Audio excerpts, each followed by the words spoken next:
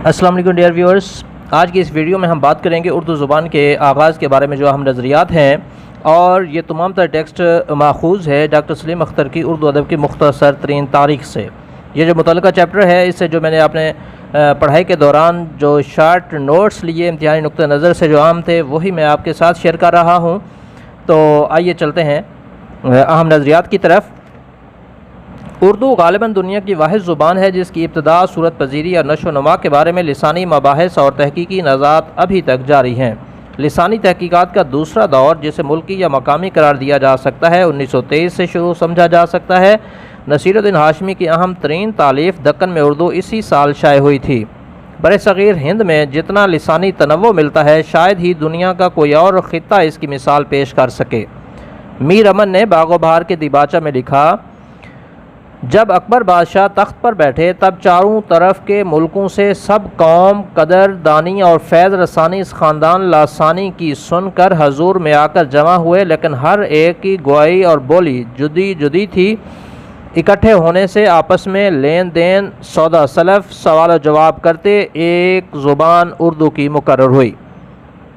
तो आमतौर पर यह पूछा जाता है कि मीर अमन ने अपनी किस किताब में उर्दू ज़ुबान के बारे में कौन सा नज़रिया पेश किया था। तो ये उन्होंने अपनी किताब बागो बहार के दिबाचा में लिखा था। और अकबर बादशाह का जो दौर है उसको, और वहाँ जो उसके जो फ़ौज थी और वहाँ जो लोग आकर आबाद हुए थे, तो उससे जो बॉडी मार्ज़ वजूद में आई, यानी दिल्ली को वो मरकज़ मानते हैं उर्दू ज़ुबान के आगाज़ व इर्तिका के बारे में। इसी से मिलते जुलते जो ख़यालात हैं उनका इजहार किया इंशा ने अपनी किताब दरियाए लताफ़त में। और इसके अलावा मगरबी महरीन में से गारसेन दतासी, सर चार्ल्स लायल ग्रेटसन और जॉन बीम्स वगैरह सभी ने मुग़ल हुकूमत में, और वो भी बिलमूम शहंशाह अकबर के अहद से इसका आगाज़ तस्लीम किया है। जबकि मोहम्मद हुसैन आज़ाद ने अपनी किताब आब हयात में ब्रज भाषा की बेटी करार दिया है उर्दू को। वो लिखते हैं, हमारी उर्दू ज़ुबान ब्रज भाषा से निकली है और ब्रज भाषा ख़ास हिंदुस्तानी ज़ुबान है। जबकि बकौल हाफिज़ महमूद शरानी, उर्दू ज़ुबान ब्रज भाषा से नहीं निकली, क्योंकि जिस ज़माने में उर्दू का आगाज़ हुआ तो ब्रज भाषा तो ख़ुद इस वक्त इर्तिका की मनाजिल तय कर रही थी। लिहाजा उर्दू और ब्रज भाषा में माँ बेटी का रिश्ता नहीं हो सकता, लिहाजा बहनों बहनों का रिश्ता तय हो सकता है।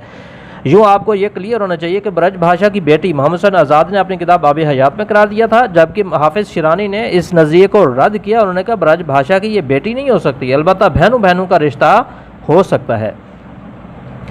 डॉक्टर शौकत सब्ज़वारी ने इस दावे की तरदीद की और वो लिखते हैं, लेकिन ब्रज हिंदुस्तानी की बहन है, ये गलत है। ब्रज हिंदी में मिथरा और इसके गिरदोनवाह का नाम है, लिहाजा ब्रज भाषा मिथरा की बोली ठहरी। जबकि कई महरीन का राम बाबू सिकसेना की मानद यह ख्याल है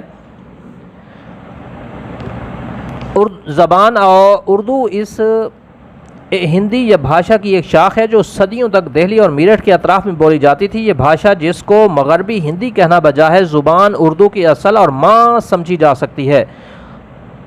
और ये राम बाबू सिकसेना का ये जो नज़रिया है ये उन्होंने उर्दू अदब की तारीख़ में लिखा था, और ये उर्दू अदब की पहली अहम तारीख़ थी जो इंग्लिश में लिखी गई थी। और इसका तर्जुमा मिर्ज़ा मोहम्मद अस्करी ने किया था, और इसके बाद हवाशी तालीकात के साथ इसे संगे मेल से तबस्सुम काश्मीरी ने भी शाये किया है।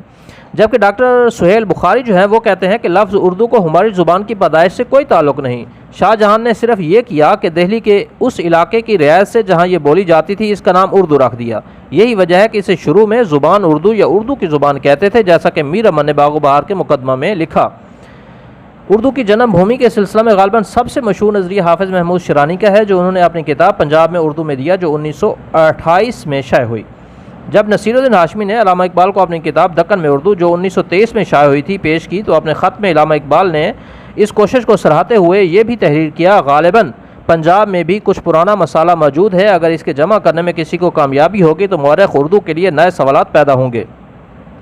तो पंजाब में उर्दू के सिलसिले में शेर अली सरखुश का तज़किरा इजाज़ सुखन हिस्सा अव्वल भी ख़ास अहमियत रखता है।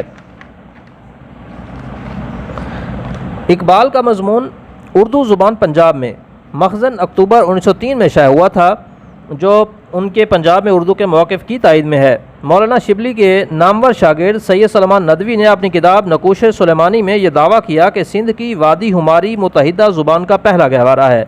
मज़ीद लिखा, मुसलमान सबसे पहले सिंध में पहुँचते हैं, इसलिए करीन क़यास ये है कि जिसको हम आज उर्दू कहते हैं इसका हेला इसी वादी सिंध में तैयार हुआ होगा। इजाज़ुल हक कदूसी के बामूजिब अब्दुल हकीम अता ठठवीं सिंध में उर्दू का सबसे पहला शायर है, जबकि डॉक्टर इनामुल हक जावेद अपनी किताब बलोचिस्तान में उर्दू की जन्मभूमि बलोचिस्तान को करार देते हैं। उर्दू कदीम वेदक बोली। शौकत सब्ज़वारी लिखते हैं अपनी किताब उर्दू ज़ुबान का इर्तिका में कि उर्दू कदीम वेदों के हिंदुस्तान में बोली जाने वाली बोलियों में से किसी एक की तरक्की याफ्ता सूरत है। कदीम हिंदी को उर्दू की असल नहीं ठहराया जा सकता। डॉक्टर सुहेल बुखारी का नज़रिया यह है कि उर्दू मराठी की सगी बहन है। वो लिखते हैं, उर्दू का हिंदुस्तान में मुसलमानों की आमद से कोई ताल्लुक़ नहीं, इनके बामूजब उर्दू वेदों से भी कबल की ज़बान है। उर्दू की जन्मभूमि मशरक़ में उड़ीसा और जनूब में तेलंगाना से महदूद है। मेरे नज़दीक असल में उर्दू का घर यही है। उर्दू ज़ुबान न शोरसैनी से निकली है न पाली से, बल्कि इसका माखज़ महाराष्ट्री प्राकृत है और मराठी की सगी बहन है। उर्दू ज़ुबान के माखज़ की तलाश में जो मुहक्किक सबसे दूर गया है वो एनुल हक फरीदकोटी है। उनके बामूजिब उर्दू की इब्तिदा द्राविड़ी ज़ुबान से हुई। तो ये अहम नज़रियात से जो उर्दू ज़ुबान के बारे में पेश किए गए, तो पंजाब में उर्दू का नज़रिया सबसे मकबूल हुआ, सबसे अहम नज़रिया है, सबसे ज़्यादा इसके बारे में तईद है। अल्लामा इकबाल भी इसके हक़ में थे और इसके अलावा डॉक्टर जमील जालबी ने तारीख़ अदब उर्दू जब लिखी तो उसके पहली जिल्द के ज़मीमा में भी उन्होंने पंजाब में उर्दू के हवाले से अपने जो मुख्तलिफ़ ख़यालात हैं उनका इजहार किया। तो अब कुछ और मज़ीद अहम इंफॉर्मेशन लफ्ज़ उर्दू के बारे में जो मैंने कहीं नोट की थी मुख्तलिफ़ किताबों से, तो वो आपके साथ शेयर करता चलूँ। बादशाह शाहजहां ने ख़त नसख की जगह नस्तलीक को रिवाज दिया। ज़ुबान के लिए रेख्ता गालबन पहली मरतबा शहनशाह अकबर के अहद में मुस्तमिल हुआ। हिंदुस्तान में लफ्ज़ उर्दू सबसे पहले शहनशाह बाबर ने अपने तुस्क बाबरी में इस्तेमाल किया। ये शाहजहां था जिसने सबसे पहले मुल्की ज़ुबान के लिए उर्दू मुअल्ला का नाम तजवीज़ किया। शाहजहां ने 1647 में आगरा की जगह दिल्ली को पायतख्त बनाया। 1832 में अंग्रेज़ों ने फ़ारसी ख़त्म करके बरसग़ीर में उर्दू राइज की। तो ये इस हवाले से हम मालूमात थी। इंशाल्लाह जल्द मिलते हैं एक और वीडियो में कुछ और अहम मालूमात के हवाले से जो आपके पेपर में बेनिफिशियल होंगी। तो यहाँ मैं ये आपको ज़रूर बताता चलूँ कि ये एंड पर जो बादशाह शाहजहां और हिंदुस्तान में उर्दू ज़ुबान के बारे में जो अहम मालूमात मैंने एंड पे शेयर की हैं, ये इम्तिहानी नुक्ता नज़र से बहुत अहम है, इनको आपने अच्छी तरह से करना है।